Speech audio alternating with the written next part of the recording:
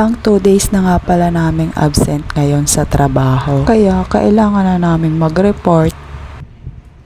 Oh, ba't parang malungkot ka?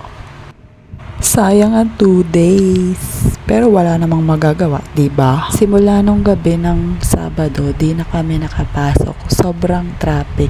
Di na rin naabot kaya umuwi na lang kami.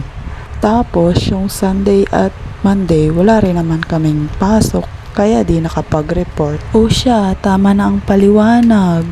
Nangyari na ang lahat. Ay maiba na nga tayo. Naglagay lang naman ako ng sunscreen sa pagmumukha ko at yanong init sa labas. At syempre, sinuklayan ko rin yung kilay ko. Naglagay na rin ako ng konting pampapula sa mukha. At labi, o diba? Aura-aura pa. Anong kinaganda mo dyan, te? Ayan, bilisan mo ang paggayak mo at tanghali na. Sinalapit ko na rin yung buhok ko para maiba naman. Di ko na nga lang nabidyohan. Nagsuot na rin ako ng jacket, protection sa init. Ang layo ng pupuntahan namin, baka pagdating ko doon, tostado na ako. At may paganon pa, ayan, wari ay. At syempre, kailangan ko magdala ng bag, wala akong paglalagyan ng cellphone. Flex ko lang yung bag ko, galing kay Kada yan. Flex ko na rin yung Ibo helmet namin. Bago yan. Salamat. Pay later. At nabano pa nga. Ayan. May paganon-ganon pa ang dalawa. Tara na. Inip na yung kasama ko. Ayan. Ang init nga din sa labas.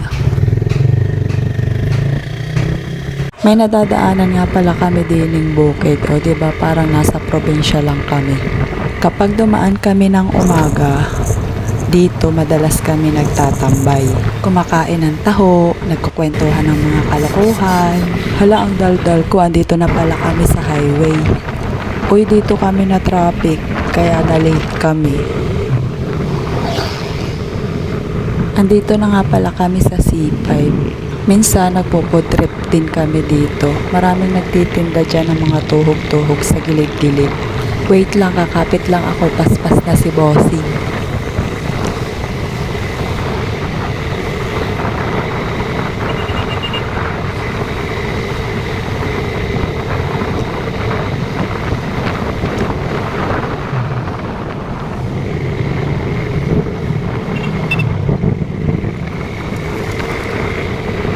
Maraming tumatambay dyan kapag hapon, nagja-jogging, nagpo-food trip. Dito naman yung station ng LRT sa Parañaque, malapit sa SM Sukat.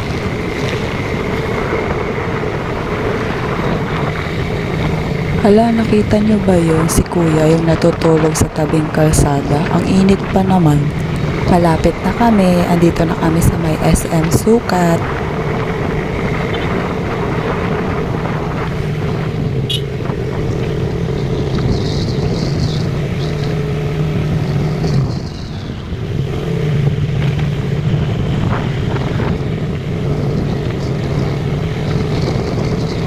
Tapos na nga pala kami mag-report dito, may dinaanan lang si boss, may bibilin daw siya. Pagkatapos niya, uwi na rin kami. Madali lang naman kami nag-report doon sa trabaho namin. Bukas, makakapasok na kami. Tour ko na rin kayo dito sa LRT1 Station, Dr. Santos, near at SM Sukat. Ngayon, alam nyo na, uuwi na kami. Same lang naman yung daan pauwi sa amin, kaya panoorin nyo na lang yung video ko hanggang sa matapos.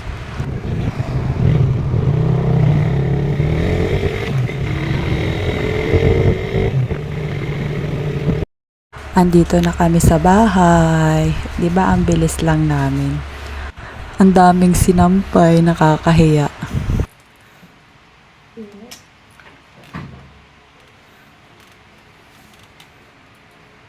Sobrang pawis na pawis ako dyan. See you on my next video. Bye!